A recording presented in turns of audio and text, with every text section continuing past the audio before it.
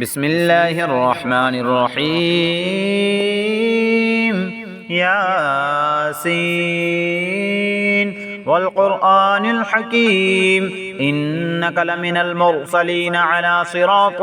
مستقيم تنزيل العزيز الرحيم لتنذر قوما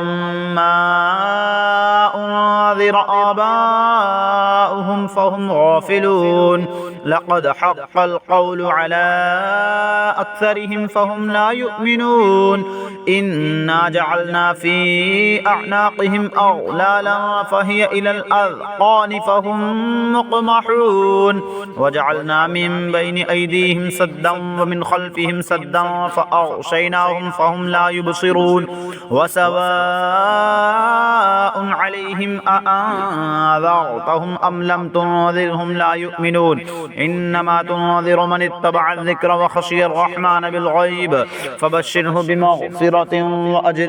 كريم إنا نحن نحيي الموتى ونكتب ما قدموا وآثارهم وكل شيء أحصيناه في إمام مبين واضرب لهم مثلا أصحاب القرية إذ جاءها المرسلون إذ أرسلنا إليهم اثنين فكذبوهما فعززنا بثالث فقالوا إنا إليكم مرسلون قالوا ما أنتم إلا بشر مثلنا وما أنزل الرحمن من شيء إن أنتم إلا تكذبون قالوا ربنا يعلم إنا إليكم لمرسلون وما علينا إلا البلاغ المبين قالوا إنا تطيرنا بكم لئن لم تنتهوا لنرجمنكم وليمسنكم منا عذاب أليم قالوا طائركم معكم أئن ذكرتم بل أنتم قوم مسرفون وجاء من أقصى المدينة رجل يسعى قال يا قوم اتبعوا المرسلين اتبعوا من لا يسألكم أجرا وهم مهتدون وما لي لا أعبد الذي فطرني وإليه ترجعون أأتخذ من دونه آلهة إن يردني الرحمن بضر لا تغني عني شفاعتهم شيئا ولا ينقذون إني إذا لفي ضلال مبين إني آمنت بربكم فاسمعون قيل ادخل الجنة قال يا ليت قومي يعلمون بما غفر لي ربي وجعلني من المكرمين وما أنزلنا على قومه من بعده من جند من السماء وما كنا منزلين إن كانت إلا صيحة واحدة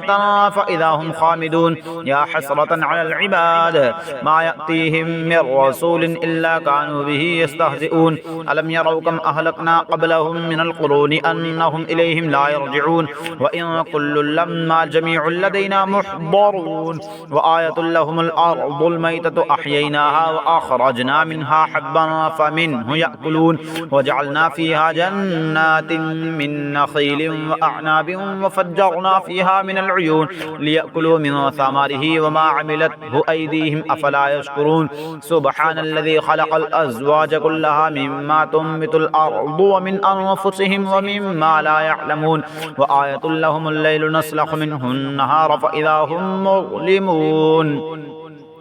والشمس تجري لمستقر لها ذلك تقدير العزيز العليم والقمر قدرناه منازل حتى عاد كالعرجون القديم لا الشمس ينبغي لها أن تدرك القمر ولا الليل سابق النهار وكل في فلك يسبحون وآية لهم أنا حملنا ذريتهم في الفلك المشحون وخلقنا لهم من مثله ما يركبون وإن نشأ نغرقهم فلا صريخ لهم ولا هم ينقذون إلا رحمة منا ومتاعا إلى حين وإذا قيل لهم اتقوا ما بين أيديكم وما خلفكم لعلكم ترحمون وما تأتيهم من آية من آيات ربهم إلا كانوا عنها معرضين وإذا قيل لهم أنفقوا مما رزقكم الله قال الذين كفروا للذين آمنوا أنطعم من لو يشاء الله أطعمه إن أنتم إلا في ضلال مبين ويقولون متى هذا الوعد إن كنتم صادقين ما ينظرون إلا صيحة واحدة تأخذهم وهم يخصمون فلا يستطيعون توصية ولا إلى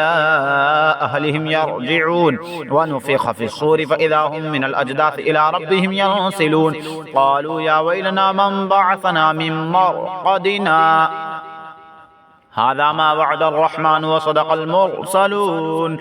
إن كانت إلا صيحة واحدة فإذا هم جميع لدينا محضرون فاليوم لا تظلم نفس شيئا ولا تجزون إلا ما كنتم تعملون إن أصحاب الجنة اليوم في شغل فاكهون هم وأزواجهم في ظلال على الأرائك متكئون لهم فيها فاكهة ولهم ما يدعون سلام قولا من رب رحيم وامتازوا اليوم أيها المجرمون ألم أعهد إليكم يا بني آدم ألا تعبدوا الشيطان إنه لكم عدو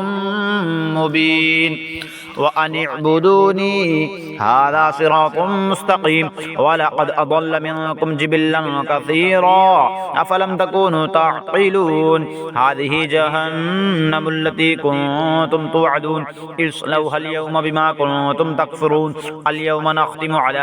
أفواههم وتكلمنا أيديهم وتشهد أرجلهم